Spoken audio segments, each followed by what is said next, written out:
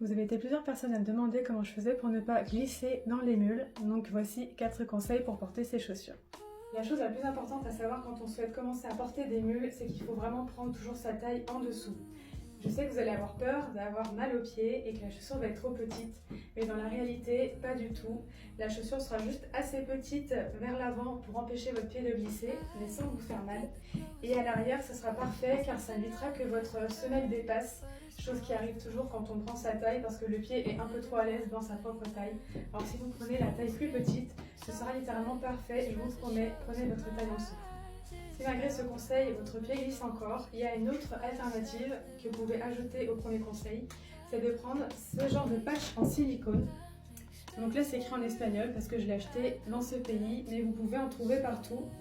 Vous les mettez à l'avant de votre chaussure, ça se colle tout seul et ça va empêcher votre pied de glisser vers l'avant car ça va retenir la peau et vraiment ça sera juste idéal. En plus ils sont transparents, donc ça ne se verra pas si vous portez des mules très échancrées.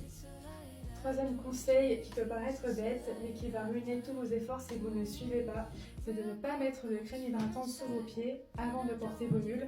Forcément vous vous en doutez, cela va rendre votre pied gras et glissant et ça va faire avancer votre pied dans la chaussure même avec les patchs en silicone, même avec une chaussure plus petite.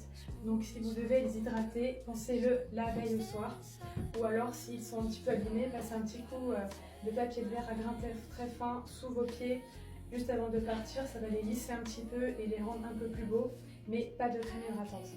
Quatrième conseil que je n'ai pas appliqué dans cette vidéo, c'est de ne pas porter de bas avec les chaussures. Alors je sais qu'il y a très peu de filles finalement qui le font, mais moi j'adore ça, je le fais très souvent et je trouve ça très beau. Je ne sais pas ce que vous en pensez. Mais attention car le bas va empêcher la peau d'adhérer à la semelle de votre chaussure et vous risquez de glisser un petit peu, surtout si vous n'avez pas l'habitude de marcher avec. Donc attention, restez jambes nues, de toute façon les mules c'est prévu pour ça. Voilà, c'est tout pour aujourd'hui. Si ça vous a plu et que vous voulez d'autres conseils en vidéo, n'hésitez pas à me signaler en commentaire.